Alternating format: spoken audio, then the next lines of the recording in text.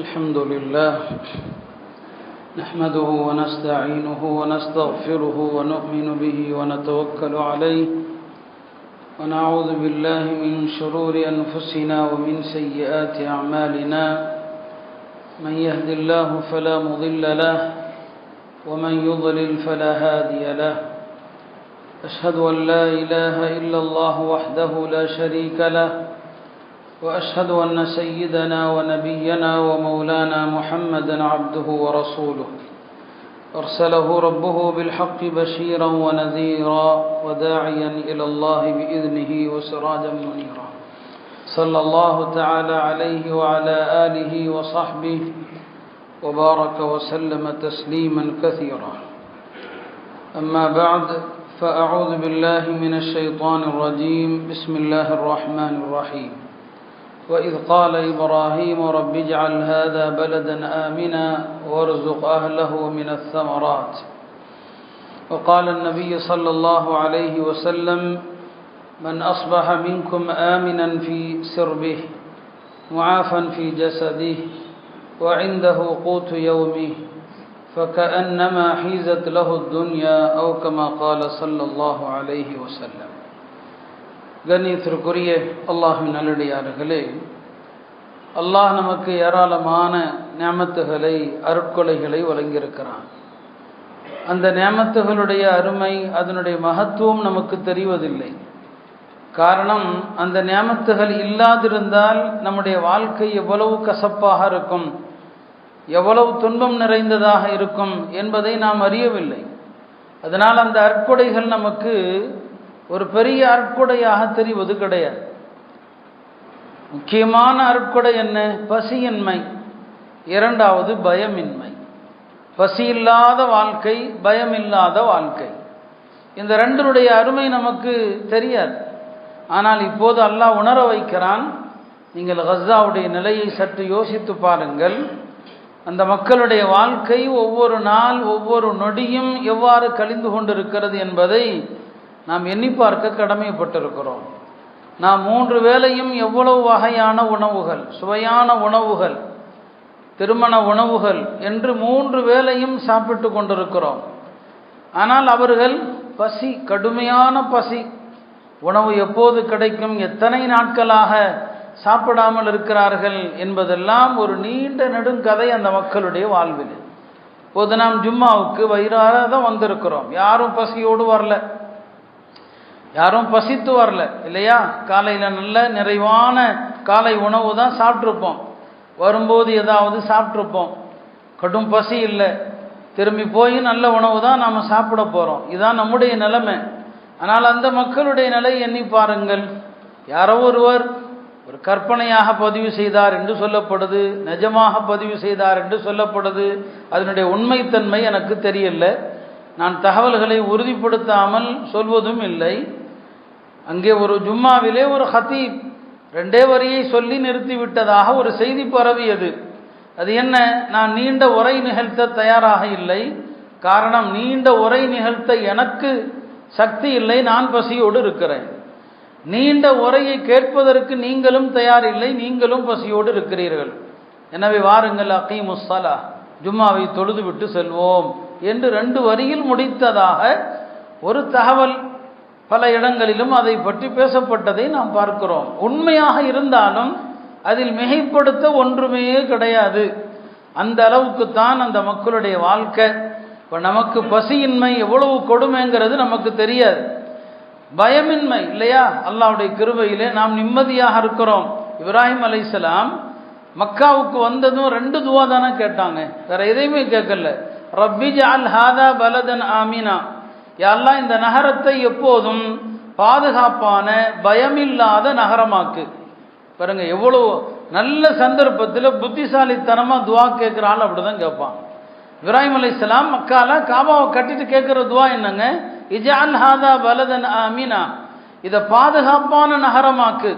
2வது என்ன கேட்குறாங்க? வர்ஸுக் அஹ்லஹு, இந்த மக்களுக்கு தட்டுப்பாடு இல்லாத உணவை கொடு.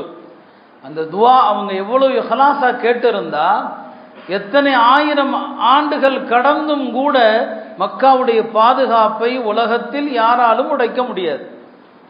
உலகத்தில் எங்கே வேண்டுமானாலும் நடக்கலாம். ஆனால் மக்காவுடைய பாதுகாப்பை தகர்க்க முடியாது. தகர்க்க யாராவது புறப்பட்டால் அவர்கள் தான் உடைக்கப்படுவாங்க. மக்காவே பாதுகாப்பு இல்லாமல் ஆகுதுன்னா கியாமத்து வந்துடுச்சுன்னு அர்த்தம். மக்கா காபா என்ன செய்யப்படுது, தகர்க்கப்படுதுன்னா உலகம் அழிஞ்சிருச்சுன்னு அர்த்தம். காபா இருந்தால் உலகம் இருக்குதுன்னு அர்த்தம். இதைத்தான் அல்லாஹ் சொல்லுவான், ஜஅலல்லாஹுல் கஅபத்தல் பைத்தல் ஹராம் கியாமல் லின்னாஸ். அல்லாஹ் இந்த புனிதம் நிறைந்த காபாவை மனித வாழ்வுக்கான அஸ்திவாரமாக ஆக்கியிருக்கிறான். புனித காபா இருந்தால் உலகம் இருக்கும், காபா இல்லையேல் உலகம் இருக்காது. அப்போ உலகம் உள்ள வரை அங்கு பாதுகாப்பு இருக்குது. தஜ்ஜாலே வந்தாலும் மக்காவில் வர முடியாது, மதீனாவுக்குள் வர முடியாது. அல்லாஹ் அந்த மண்ணை அப்படி ஆக்கிட்டான். அப்போ இப்ராஹிம் அலைஹிஸ்ஸலாமுடைய அந்த துவா தாங்க, இஜ்அல் ஹாதா பலதன் ஆமினா, அல்லாஹ் இந்த நகரத்தை பாதுகாப்பு நிறைந்த நகரமாக்கு. எனவேதான் உலமாக்கள் அறிஞர்கள் ஜும்மாவுடைய பிரசங்கம் அரபியில் ஓதுறாங்களே, 2வது ஹுத்பால இந்த துவா தான் செய்வாங்க. அல்லாஹ் இந்த நகரத்தையும் முஸ்லிம்கள் வாழுகிற எல்லா நகரத்தையும் பாதுகாப்பு நிறைந்ததாக ஆக்குன்னு சொல்லுவாங்க. அல்லாஹ் பாதுகாக்கட்டும், நிரந்தரமாக நாம் நிம்மதியாகவே வாழச் செய்வானாக. இல்லையா, எத்தனையோ நகர மக்கள் அப்படி இல்லையே, அவங்க பள்ளிவாசலில் உட்கார்ந்தாலும் குண்டு சத்தம் கேட்டுக்கிட்டு தான் இருக்கும், குண்டு மலை பொழிந்து கொண்டு தான் இருக்கும். இல்லையா, என்ன நடக்குது என்பது தெரியாத பயத்திலும் ஆபத்திலும் இருக்கக்கூடிய எத்தனை மக்கள் உலகத்தில் இருக்கிறாங்க. அல்லாஹ் அத்தகைய நிலையில நம்மை வைக்கவில்லையே அருமையானவர்களே. அப்படியானால் இந்த 2 பெரும் நியாமத்துகளை எண்ணி பாருங்க. முஸ்லிம்களுக்கு இந்த கொடுமை, பசிக்கொடுமை, பயக்கொடுமை கடந்த காலங்களிலும் நடந்திருக்கிறது. சில நேரங்களில் அல்லாஹ் சோதிப்பான், அந்தஸ்தை உயர்த்துவான். பெருமானார் ஸல்லல்லாஹு அலைஹி வஸல்லம் அவர்களுக்கே கூட மக்காவில் அப்படி நடந்தது. மக்காவாசிகள் ஒரு கட்டத்தில் பெருமானாரையும் அவர்களை ஆதரிப்பவர்களையும் முற்றிலுமாக ஒதுக்க வேண்டும் என்று என்ன செஞ்சாங்க, முடிவு செஞ்சாங்க. எனவே பெருமானார் ஸல்லல்லாஹு அலைஹி வஸல்லம் அவர்கள் ஆதரிக்கிற யாரோடும் இனி யாரும் திருமண உறவு வைக்கக்கூடாது, அவர்களோடு வியாபார தொடர்பு வைக்கக்கூடாது, எதையும் அவர்களுக்கு விற்கக்கூடாது, அவர்கள்ட்ட வாங்கக்கூடாது. அந்த நேரத்தில் பெருமானாருடைய குடும்பத்தினர் எல்லோரும் ஹஜ்ரத் அபூ தாலிபிடத்திலே தஞ்சமடைந்தாங்க. அபூ தாலிப் எல்லோரையும் அழைத்து கொண்டு அவருடைய பெயரில் இருக்கிற ஒரு கணவாயில் பள்ளத்தாக்கில் போய் தங்கினார். 3 ஆண்டு காலங்கள் கடுமையான பசி. இல்லையா, எப்போ பெருமானாரை யார் தாக்குவாங்கன்னு தெரியாது, பயம். ஹஜ்ரத் சாத் பின் அபி வக்காஸ் சொல்லுவாங்க, அந்த 3 ஆண்டு காலம் அடைக்கப்பட்டவர்களில் அவரும் ஒருவர். ஒரு நாள் இரவு நேரத்தில் கடுமையான பசி, இருட்டு, என் காலில் ஏதோ தட்டியது, அது என்னவென்றே தெரியாது.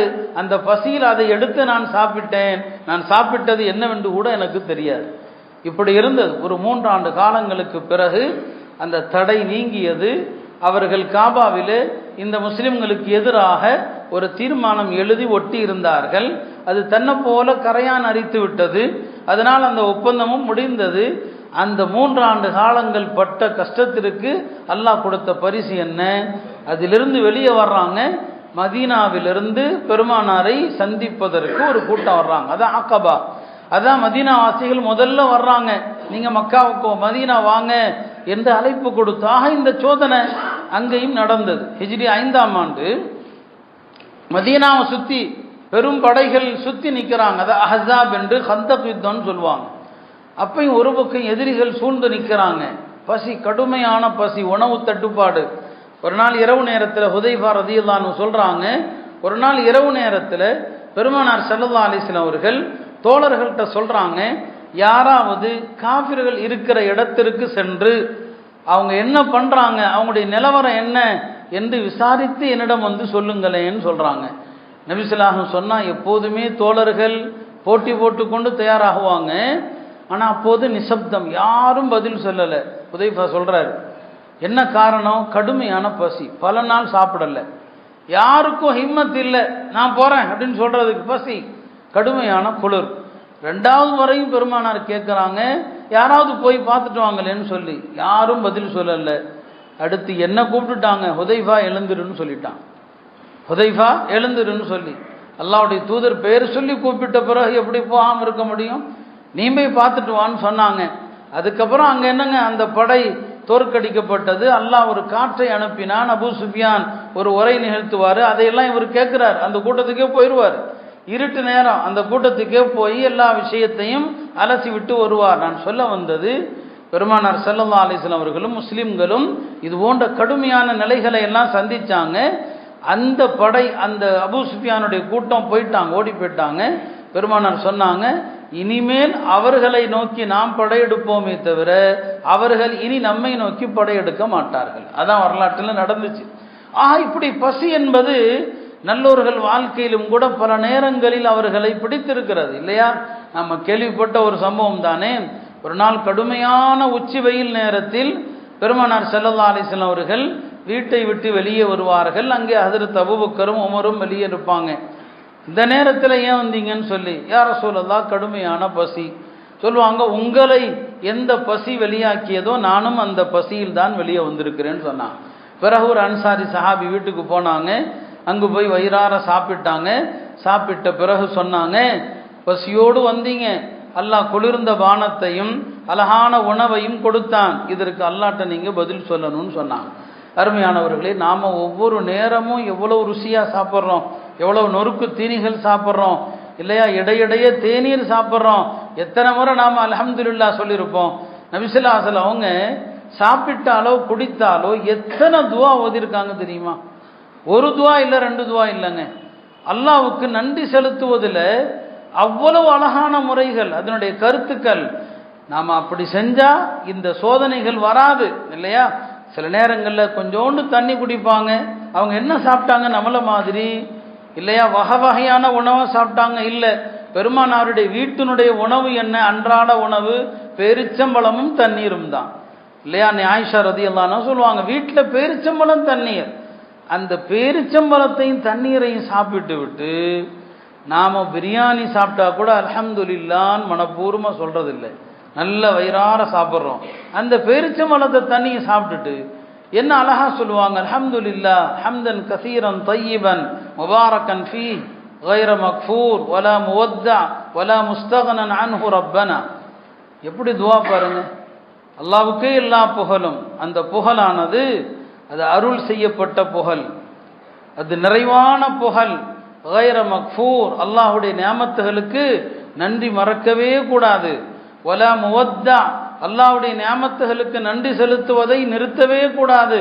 வலா முஸ்தகனன் அன்ஹு ரப்பனா, நம்முடைய ரப்புக்கு புகழாமல் அவனை துதிக்காமல் நாம் வாழ்க்கையில் தேவையற்றிருக்கவே முடியாதுன்னு அர்த்தம்.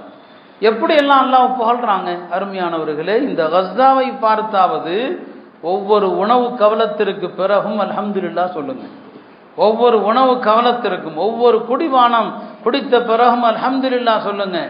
நபி ஸல்லல்லாஹு அலைஹி வஸல்லம் துஆக்கள் எவ்வளவு அர்த்தம் உள்ளது இப்போதான் புரியுது. சில நேரங்களில் சாப்பிட்ட பிறகு ஓதுவாங்க, அல்ஹம்துலில்லாஹில்லதி அத்அமனா, இதோ இந்த உணவை தந்தான், வஸகானா, குடிப்பதற்கு தண்ணீரை கொடுத்தான், வகஃபானா, நமக்கு போதுமான எல்லா விஷயங்களையும் கொடுத்தான், வஆவானா, இருப்பதற்கு இந்த வீட்டை கொடுத்தான் சொல்லிட்டு சொல்லுவாங்க. சிந்திக்க வைக்கும். ஃபகம் மிம்மன் லா காஃபிய லஹு, இந்த உலகத்தில் எத்தனையோ பேரை கண்டுகொள்ள ஆள் இல்லை. வலா மஅவா லஹு, அவர்களுக்கு அடைக்கலம் கொடுக்கவும் ஆள் இல்லை. வலா முஅவிய லஹு, கஸ்ஸாவை பாருங்க. அந்த மக்கள் வீதி தான் எல்லாமே எல்லாம் கட்டாந்தரையாகி போனது. குளிருக்கோ வெயிலுக்கோ மழைக்கோ எங்குமே போக முடியாது. நாம் எப்படிப்பட்ட வீட்டில் இருக்கிறோம், அல்லாஹ்வுடைய நியாமத்தை எண்ணி பாருங்க. நம் ஒவ்வொருவருடைய வீடும் எப்படி இருக்கிறது. ரசூல் ஸல்லல்லாஹு அலைஹி வஸல்லம் இந்த துஆக்கள் வழியாக உலகத்தில் எப்படிப்பட்ட மனிதர்கள் எல்லாம் இருக்கிறாங்க, எவ்வளோ அழகான துஆக்கள், அற்புதம். அதெல்லாம் சில நேரங்களில் இப்படி ஒரு துஆ செய்வாங்க, அல்ஹம்துலில்லாஹில்லதி அத்அம வஸகா, இதோ உணவளித்தான், குடிப்பதற்கு தண்ணீர் கொடுத்தான், வஸவ்வகஹு, இந்த ரெண்டும் உள்ள போனா பத்தாது இல்லையா? வஸவ்வகஹு, அதை செரிமானமாக செய்தான். உள்ள போய் செரிமானம் ஆகிறது எவ்வளோ பெரிய நியாமத்து.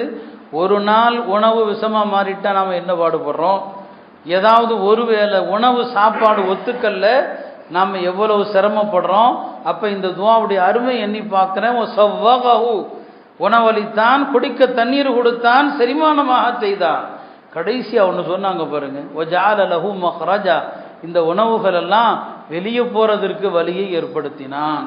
மருத்துவமனை சென்று பாருங்கள், எத்தனை நோயாளிகளுக்கு இயற்கையாக சிறுநீர் வராமல் டியூப் மாட்டி வச்சிருக்கிறாங்க, இயற்கையாக மலம் வராமல் அவருடைய மலத்தை வெளியாக்குவதற்கு செயற்கை பை இருக்கிறது இல்லையா? இந்த துஆவுடைய அற்புதத்தை என்னங்க, வஜஅல லஹு மக்ரஜா, செரிமானமான பிறகு எந்த கழிவுகள் வெளியே போகணுமோ அவற்றை வெளியாக்குவதற்கு அல்லாஹ் வழியை ஏற்படுத்தினான். அருமையானவர்களே, இப்படியெல்லாம் நாம் எத்தனை நியாமத்துகளை அனுபவிக்கிறோம். அல்லாஹ்வுக்கு நன்றி செலுத்துகிறோமா என்ன? யா அல்லாஹ், நன்றி செலுத்துவதற்கு உதவி செய் என்று பெருமானார் துவா செய்வாங்க. முஆத் இப்னு ஜபல் ரலியல்லாஹு அன்ஹு அவர்களை அழைத்து நபி ஸல்லல்லாஹு அலைஹி வஸல்லம் அவர்கள் ஒரு நாள் சொன்னாங்க, யா முஆத் இன்னி உஹிப்புக், முஆதே நான் உன்னை நேசிக்கிறேன். இந்த துவாவை ஒருபோதும் எந்த தொழுகைக்கு பிறகும் சொல்லாமல் இருக்காதே. தொழுது விட்டால் அல்லாஹும்ம அஇன்னி அலா திக்ரிக் வ ஷுக்ரிக் வ ஹுஸ்னி இபாதத்தி, அல்லாஹ் உன்னை திக்ர் செய்வதற்கு உதவி செய். உன்னை திக்ர் செய்வதற்கு அஇன்னி அலா திக்ரிக வ ஷுக்ரிக, உனக்கு நன்றி செலுத்த உதவி செய். வ ஹுஸ்னி இபாதத்தி, உன்னை அழகிய முறையிலே வழிபடுவதற்கு உதவி செய். அருமையானவர்களே, இதையெல்லாம் நான் சொல்ல காரணம், நாம் இப்போது அனுபவிக்கிற இந்த நியாமத்துகள் அல்லாஹ்வுக்கு நன்றி செலுத்த தவறினால் அது பறிபோயிடும். ஹஜ்ரத் உமர் ரலியல்லாஹு அன்ஹுடைய ஆட்சி காலத்தில் ஒரு கடுமையான வறட்சி பஞ்சம் ஏற்பட்டது. அதாவது மதீனாவை சுற்றி உள்ள கிராமங்கள் முழுவதும் மழை இல்லாமல் தண்ணீர் இல்லாமல் கிணறுகள் வறண்டு போச்சு. கிணற தோண்டுனா ஒன்றுமே இருக்காது, ஒரு சொட்டு இருக்காது. கால்நடைகள் எல்லாம் வறண்டு எல்லாமே செத்து போச்சு. காட்டு விலங்குகள் சிங்கம் புலி எல்லாம் மதீனாவுக்கு வந்துடுச்சு. அவ்வளோ பெரிய வரலாறு காணாத பஞ்சம். எந்த அளவுக்கு பஞ்சத்தில் விலங்குகள் மெலிந்து போச்சுன்னு சொன்னால், ஒரு குடும்பத்தினர் வேற வழி இல்லாமல் தங்களுடைய வீட்டு ஆட்டை அறுப்பாங்க. ஆட்டை அறுத்தா அந்த ஆட்டிலிருந்து ஒரு சொட்டு ரத்தம் இருக்காது, ஆட்டில் ஈரம் இருக்காது. அவ்வளவு காஞ்சி வறண்டு அந்த இறைச்சி கருப்பு நிறமாக இருந்தது. கடைசியில் அவர் பார்ப்பார், இதை போய் எப்படி சாப்பிட்றது, இதை சாப்பிட முடியாது, தூக்கி போட்டுருவார். அந்த அளவுக்கு கடுமையான ஒரு வறட்சி பஞ்சம் ஹஜ்ரத் உமர் ரலியல்லாஹுடைய காலத்தில் ஏற்பட்டது. அந்த நேரத்தில் ஹஜ்ரத் உமர் ரலியல்லாஹு அவர்கள் அவங்க எப்படி நடந்தாங்க? ஒரு சிறந்த ஆட்சியாளராக அவங்களால் முடிந்த அளவுக்கு தன்னுடைய தோழர்கள் எங்கெல்லாம் இருக்கிறாங்களோ, ஷாமில் மிஸ்ரில் எல்லாருக்கும் கடிதம் போட்டாங்க, மதீனாவுக்கு உணவுகள் அனுப்புங்க, மதீனாவுக்கு உணவுகள் வரும். பல்லாயிரக்கணக்கான மக்கள் மதீனா வந்துட்டாங்க. ஹஜ்ரத் உமர் ரலியல்லாஹு அவர்கள் பொது இடத்துல உணவை சமைச்சு எல்லாரையும் வந்து சாப்பிட கூப்பிடுவாங்க. பிறகு கேட்பாங்க, வீடுகளில் பெண்கள் இருக்கிறாங்களான்னு சொல்லி. ஆமாம். ஹஜ்ரத் உமர் ரலியல்லாஹு அவர்கள் எல்லா வீட்டுக்கும் தானே போய் உணவுகளை டெலிவரி, அவங்களே போவாங்க, எல்லாத்தையும் உணவுகளை கொடுப்பாங்க. இவ்வளவு பணிவிடை செய்துவிட்டு மக்கள் எல்லாம் இரவில் வீடுகளில் தஞ்சமான பிறகு, சப்தங்கள் எல்லாம் அடங்கிய பிறகு உமர் அல்லாட்ட என்ன துவா செய்வாங்க தெரியுமா? யா அல்லாஹ், இந்த உமருடைய பாவத்தால் இந்த மக்கத்தை பஞ்சத்தால் அழித்து விடாதே, உமருடைய குற்றத்தால் இந்த மக்களை அழித்து விடாதேன்னு சொல்லி. அல்லாஹ் அக்பர். எவ்வளோ பெரிய இரையச்சம் உள்ள ஒரு மனிதர், யோசித்து பாருங்க. காலையில் மக்களுக்கு பணிவிடை, மக்களுக்கு எல்லா தன்னால் ஆன எல்லாத்தையும் செஞ்சுட்டு ராத்திரி அல்லாட்ட பெருமை அடிக்கல. அல்லாட்ட என்ன சொல்றாரு? என்னுடைய பாவத்தினால தான் இந்த மக்கள் இந்த வறட்சியாலும் பஞ்சத்தாலும் பாதிக்கப்பட்டிருக்கிறாங்கன்னு சொன்னா, எல்லாம் என்ன மன்னிச்சிரு, மக்களை தண்டிக்காதுன்னு சொல்லி. அருமையானவர்களே, இப்படித்தான் அதை அணுகுனாங்க. அந்த பஞ்ச காலத்தில் உமர் ரலியல்லாஹு அவர்கள் சுவையான உணவு சாப்பிடுவதே இல்லை அப்படின்னு முடிவெடுத்துட்டாங்க. அப்படி இருந்தாங்க. நல்லவர்கள் வந்து முஸ்லிம்கள் எங்கேயாவது கஷ்டப்பட்டா அந்த கஷ்டம் முடிகிற வரைக்கும் சாப்பிடாம நோன்பு வச்சவங்களாம் இருக்கிறாங்க. பிஷ்ருல் ஹாஃபின்னு சொல்றோமே, பிஷ்ருல் ஹாஃபி. ஹாஃபினா என்ன அர்த்தம்? செருப்பணியாதவர்னு அர்த்தம். அவர் பெரிய சூஃபி, பெரிய மகான், கல்யாணம் பண்ணல. அவருடைய சகோதரிகள் எவ்வளோ பேணுதலாக இருந்தாங்கன்னா, ஒரு முறை இமாம் அஹமது பின் ஹம்பல் இடத்துல ஒரு பெண்மணி வர்றாங்க, வந்து கேட்குறாங்க, இமாம் அவர்களே, நான் இரவு நேரத்தில் என்னுடைய வீட்டு விளக்கில் நூல் திரித்து கொண்டிருக்கிறேன். நூல் திரிக்கும் போது அந்த விளக்கு அணைஞ்சு போகுது. பிறகு நிலவு வெளிச்சத்தில் நான் நூல் திரிக்கிறேன். நான் மக்களுக்கு இந்த நூலை விற்கிற நேரத்தில் நிலவு வெளிச்சத்தில் திரிச்சது இது, வீட்டில் உள்ள விளக்கு வெளிச்சத்தில் திரிச்சது இது என்று நான் மக்கள்கிட்ட சொல்லணுமான்னு கேட்குறான். அந்த காலத்து மக்களுடைய பேணுதலை பாருங்க. இமாம் அஹமது கேட்டாங்க, ரெண்டு வெளிச்சத்திலையும் திரிச்ச நூல்களுக்கு மத்தியில் வேறுபாடு வருமானு கேட்குறான். விளக்கு, நம்ம வீட்டில் உள்ள விளக்கு இருக்கு இல்லையா, அதில் திரிச்ச நூலுக்கும் நிலவு வெளிச்சத்தில் திரிச்ச நூலுக்கும் வேறுபாடு வருமா? வேறுபாடு வந்தால் மக்கள்கிட்ட சொல்லி தான் நீ விற்கணும்னு சொல்கிறாங்க. அந்த அம்மா போயிடுச்சு. இமாம் அஹமது அவர்கள் பின்னாலேயே தான் மகன் அனுப்புகிறாங்க, அந்த பெண்மணி எங்கே போகுதுன்னு போய் பார்த்துட்டு வாப்பான்னு சொல்லி. பார்த்தா அந்த அம்மா பிஷ்ருடைய வீட்டுக்குள்ளே தான் போகுது. அப்புறம் தான் தெரிஞ்சது பிஷ்ருல் ஹாஃபியுடைய சகோதரின்னு சொல்லி. இமாம் முஹம்மது சொன்னாங்க, நான் அப்படி தான் நினச்சேன், இந்த காலத்தில் இவ்வளவு பேணுதலான ஒரு பெண்ணா அது பிஷ்ர் வீட்டு பெண்ணாகத்தான் இருக்கணும்னு நினச்சேன். அவங்களுடைய சகோதரி தான். சொல்ல வந்த பிஷ்ருல் ஹாஃபி ரஹமத்துல்லாஹி அலைஹி காலில் செருப்பணியாமே தான் இருந்தாங்க. இப்படியெல்லாம் இருக்கலாமா அது என்பது வேறு விஷயம். அவர் ஏன் செருப்பணியல்ல? இப்படிதான் ஒரு முறை அவருடைய ஒரு செருப்பு அருந்து போனது. செருப்பு தைக்கிற ஒரு இடத்துல போய் இந்த செருப்பை தைச்சு கொடுப்பான்னு சொன்னார். அந்த செருப்பு தைக்கிறவன் ஒரு பாடம் நடத்தினான். பாருங்க, நமக்கு அல்லாஹ் செருப்பை கொடுத்துருக்கிறான், செருப்பை தைக்கிறீங்க, கிழிஞ்சா காசு கொடுத்து தைக்கிறீங்க. ஏழைகளை நினச்சி பாருங்க, எத்தனை ஏழைகள் செருப்பே இல்லாமல் இருக்கிறாங்கன்னு சொல்லி. அவன் யதார்த்தமாக சொன்னான், அவருக்கு மனசில் தச்சிருச்சு. அப்படியானா இனிமேல் நான் செருப்பே அணிய மாட்டேன், இந்த செருப்பு அணியாமல் படுகிற ஏழைகளுடைய கஷ்டத்தை நான் உணர்வேன்னு சொன்னார். கடுமையான குளிர்காலத்தில் பிஷ்ருல் ஹாஃபி மேலே எந்த துணியும் இல்லாமல் இருந்தார். சாதாரண துணியை தவிர எதுவும் இல்லை. ஏங்க இப்படி இருக்கிறீங்கன்னு சொல்லி, இல்லை இங்கே எத்தனையோ ஏழைகள் இருக்கிறாங்க, அவங்களுக்கெல்லாம் போட்டுக்கிறதுக்கு சட்டை இல்லை, அவங்களுக்கு வாங்கி கொடுக்குற வசதி ஏண்ட இல்லை, குறைஞ்சபட்சம் அவங்க அனுபவிக்கிற குளிரை நான் அனுபவிக்கணும் இல்லையா, அதுக்காக நான் கொஞ்ச நேரம் சட்டையை கழட்டிட்டு குளிரில் உட்காந்துருக்கேன்னு நாங்கள். அருமையானவர்களே, அவர்கள் எல்லாம் மனசில் ஈரம் இருந்துச்சு, ஏழைகளுடைய கஷ்டத்தை உணர்ந்தாங்க. இன்றைக்கு நாமும் கஸ்ஸாவுடைய அந்த மக்களுடைய வலியை நாம் உணர்ந்தால் நம்ம ருசியாக சாப்பிட மாட்டோம், நாம் திருமண வீடுகளில் சாப்பிட மாட்டோம், நாம் சுவையான மறுவீடு சாப்பிட மாட்டோம். எல்லாரும் தான், நான் என்னையும் சேர்த்து சொல்கிறேன், என்னை தனிமைப்படுத்தி விட்டல்ல, நாம் அதை பற்றிய உணர்வு இல்லாமல் தான் இந்த நிலையிலும் கூட இவ்வளவு ருசியாக நம்ம சாப்பிட்றோம். அந்த மக்களுடைய வலி நமக்கு தெரிஞ்சால் நம்ம சாப்பிட மாட்டோம் இல்லையா? குறைஞ்சபட்ச அருமையானவர்களே, அந்த மக்களுடைய வலியில் பங்கெடுங்கள், அந்த மக்களுடைய உணர்வுல பங்கெடுங்க, அவங்களுக்காக துவா செய்யுங்க. யாரெல்லாம் இந்த மக்களுடைய பசியை நீக்கு, இவர்களுடைய பயத்தை நீக்கு, உன்னை தவிர அவர்களுக்கு உதவியாளர்கள் யாருமே இல்லை. துவாவுக்கு பெரிய அடுக்குமொழி தெரியணும்னு தேவையில்லை. உங்களுக்கு தெரிந்த தமிழில் துவா கேளுங்க. எப்போதெல்லாம் துவா செய்கிறீங்களோ, அல்லாஹ் இந்த கஸ்ஸா மக்களுடைய பசியை நீக்கு, பயத்தை நீக்கு என்று அல்லாஹ்ட்ட கேளுங்க. அங்கே நடக்கிற கொடுமையை உலகமே வேடிக்கை பார்க்குது. பக்கத்து நாடு, பக்கத்தில் எல்லையில் மிஸ்ர் இருக்குது. மிஸ்ரில் இருந்து லாரிகள் ஆயிரக்கணக்கில் நிற்குது உணவுப் பொருள்களோடு. அந்த அரசாங்கம், இந்த அயோக்கிய யூதர்கள் உலகத்தில் அவர்களை விட மோசமான ஒரு இனமே கிடையாது. அல்லாஹ் உலகத்தில் எந்த கூட்டத்தையுமே பன்றியாக குரங்காக மாற்றினது இல்லைங்க. அல்லாஹ் எத்தனையோ தண்டனை கொடுத்துருக்கிறான், எப்படியெல்லாமோ தண்டிச்சிருக்கிறான். உலகத்தில் ஒரு கூட்டத்தை பன்றியா மாற்றி குரங்கா மாற்றினான்னு சொன்னால் அது இந்த யூத கூட்டத்தை தான். இவர்கள் அப்படி தண்டிக்கப்படக்கூட தகுதியானவர்கள். அல்லாஹ் சொல்லுவான், அவர்களில் ஒரு சாராரை பன்றிகளாக ஒரு சாராரை குரங்குகளாக ஆக்கினான் என்று அல்லாஹ் சொல்றானே. உலகத்தில் குரங்கா பன்றியா மாத்தணும்னா அதுக்கு தகுதியான ஒரு கூட்டம் இந்த கூட்டம் தான். எவ்வளவு கல்லஞ்சக்காரர்கள், குழந்தைகள் இறக்குறாங்க, பசி இல்லாம உணவில்லாம இறக்குறாங்க, துடிதுடிச்சு இறக்குறாங்க. வந்த உணவை உள்ள அனுப்ப மாட்டேன்னு சொல்றான், அதுக்கு கட்டுப்பாடு போடுறான். அந்த வந்த உணவுகள் பல நாட்களாக அப்படியே நின்று பல உணவுகள் கெட்டுப்போச்சு. அந்த மக்களுக்கு உள்ள வர்ற நேரத்தில் கடும் பசியில் போய் பார்த்தா எல்லாம் கெட்டுப்போன உணவுகள். பல கதைகளுங்க, உலகமே வேடிக்கை பார்க்குது, யாரும் அதை தட்டி கேட்பார் இல்லை. இப்போ அவன் என்ன சொல்கிறான், இங்கே இந்தியாவில் இவர்கள் அகண்ட பாரதம் என்று சொல்வது போல அவன் இப்போ புதுசாக ஒரு வார்த்தையை சொல்கிறான், அகண்ட இஸ்ரேலுங்கிறான். அகண்ட இஸ்ரேல் என்ன, இப்போ பலஸ்தீனத்தை முழுசாக பிடிச்சி வச்சிருக்கிறான். ஏற்கனவே எல்லாமே அவன் கட்டுப்பாட்டில் வந்துருச்சு. எல்லையில் இருக்கிற நாடுகள் என்ன, பக்கத்தில் ஜோர்டான் இருக்குது, ஜோர்டானை பிடிக்க போகிறேங்கிறான். பக்கத்தில் சிரியா இருக்குது, சிரியாவை பிடிக்க போகிறாங்க. அகண்ட இஸ்ரேல், இது அவன் சமீபத்திலேயே அவனுடைய திட்டம், அறிக்கை, எல்லா நாட்டையும் பிடிக்க போகிறேங்கிறான். அந்த அளவுக்கு உலகத்தில் ஒரு பெரிய அநியாயம் அங்கே நடந்து கொண்டிருக்கிறது. எந்த அரபு நாட்டுக்கும் மனசில் ஈரம் இல்லை, இரக்கம் இல்லை.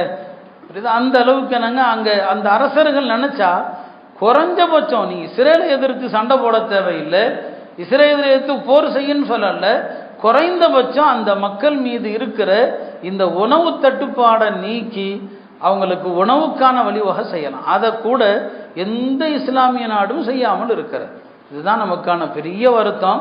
உலகத்தில் ஆக எண்ணிக்கையில் குறைந்த ஒரு சிறுபான்மை சமூகம் என்றால் அது யூத சமூகம்.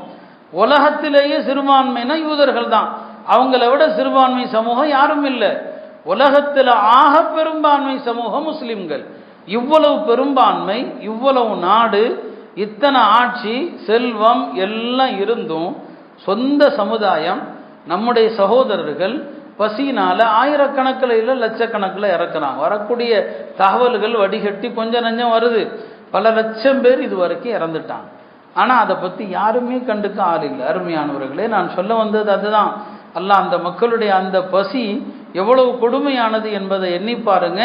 நாம் எப்படி அல்லாஹ்வுடைய நேமத்தை அனுபவிக்கிறோம். அழகான ஆடை உடுத்துறோம். நபி ஸல்லல்லாஹு அலைஹி வஸல்லம் அவங்க நேமத்தை மதிப்பாங்க. சாதாரண ஒரு சட்டை போட்டால் கூட, ஒரு ஜுப்பா அணிகிற போது பெருமானார் என்ன துவா ஓதுவாங்க? அல்ஹம்துலில்லாஹில்லதி கஸானி ஹாதா மின் கைரி ஹவுலி மின்னி வலா குவ்வா. எவ்வளோ அழகான, எல்லாம் வஹீயுடைய வார்த்தைகள் இல்லையா? ரசூல் ஸல்லல்லாஹு அலைஹி வஸல்லம் யன்திகு அனில் ஹவா, அவங்க சுயமா எதையும் பேசுவதில்லை. இன்ஹுவ இல்லா வஹ்யுன் யூஹா, எல்லாம் வஹீ தான். ஒரு சட்டை போடும்போது பாருங்க, அல்ஹம்துலில்லாஹில்லதி கஸானி ஹாதா, இந்த சட்டை அல்லாஹ் எனக்கு அணிவித்தான்.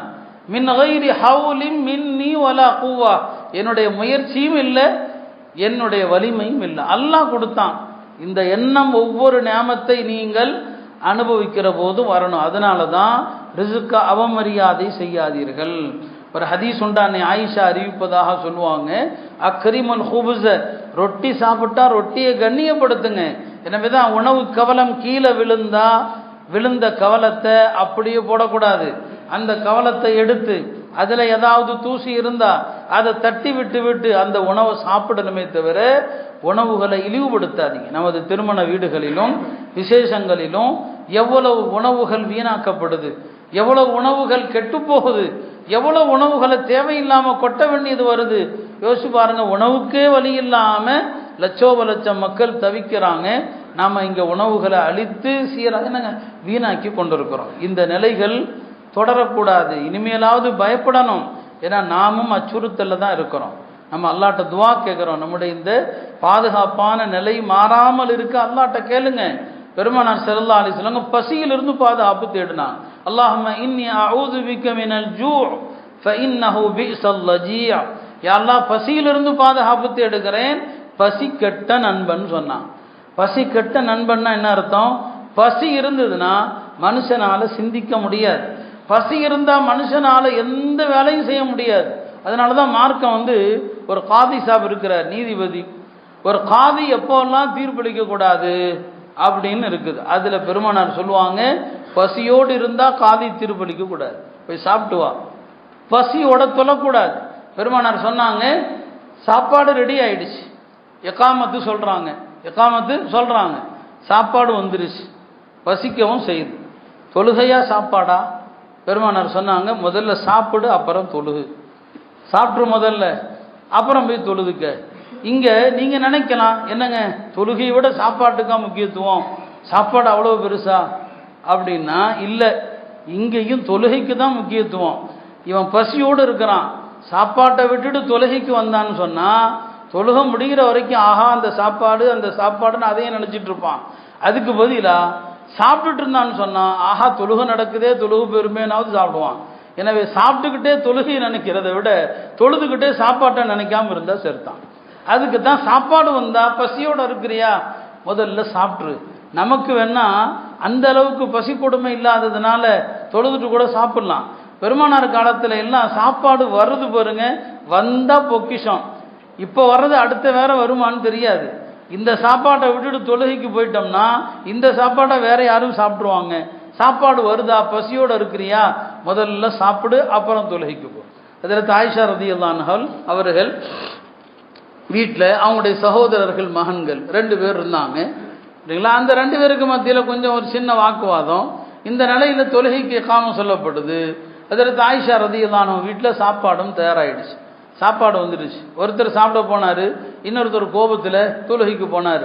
இப்போ ஆயிஷா சொன்னாங்க, சண்டை பிடிச்ச கோபத்தில் தொழுகைக்கு போகாதப்பா, பசியோடு தான் இந்தா இதோ உணவு தயாராக இருக்குது, முதல்ல சாப்பிடு, அப்புறம் தொழுகைக்கு போன்னு சொன்னாங்க. சொல்ல வந்தது, மார்க்கம் பசியோடு தொழ வேண்டான்னு சொல்லுது, பசியோடு தீர்ப்பளிக்க வேண்டாம், நீதிபதி தீர்ப்பளிக்க கூடாதுன்னு சொல்லுது. பெருமானார் ஸல்லல்லாஹு அலைஹி வஸல்லம் பசியிலிருந்து பாதுகாப்பு தேடுறாங்க.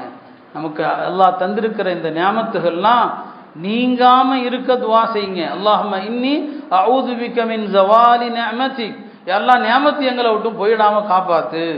ஒத்தஹவுலி ஆஃபியத்திக், நீ தந்திருக்கிற ஆஃபியத்தை எங்களை விட்டும் போயிடக்கூடாது.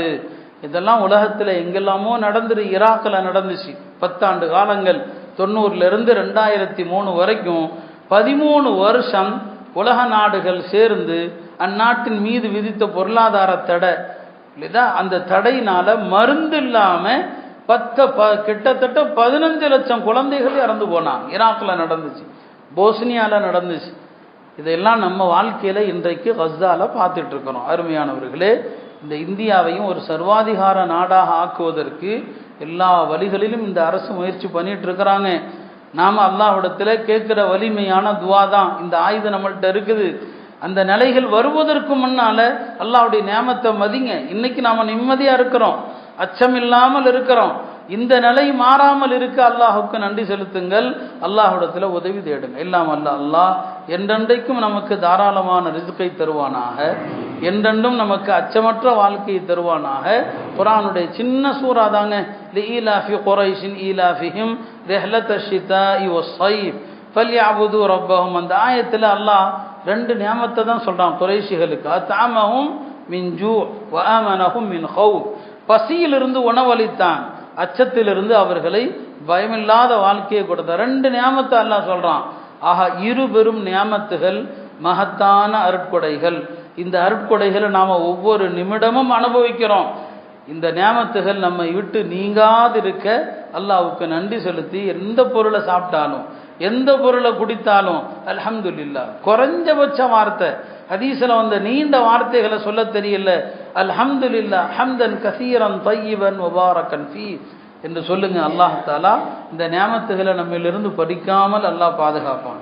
கருணையில் ரப்பே, எங்களுடைய பாதிக்கப்பட்ட கஸ்ஸா முஸ்லிம்களுக்கு உதவி செய்வாயாக, அவர்களது துயரத்தை நீக்குவாயாக, பசியிலிருந்து அவர்களை பாதுகாப்பாயாக, அச்சத்திலிருந்து பாதுகாப்பாயாக. எங்களது இந்திய நாட்டை எந்த விதமான நெருக்கடிகளும் வராமல் கியாம நாள் வரை அமைதியோடு பாதுகாப்போடு உன்னை வணங்கக்கூடிய முஸ்லிம்கள் கொண்ட நாடாக ஆக்குவாயாக. வாஹிரு தஅவானா அல்ஹம்துலில்லாஹி ரப்பில் ஆலமீன்.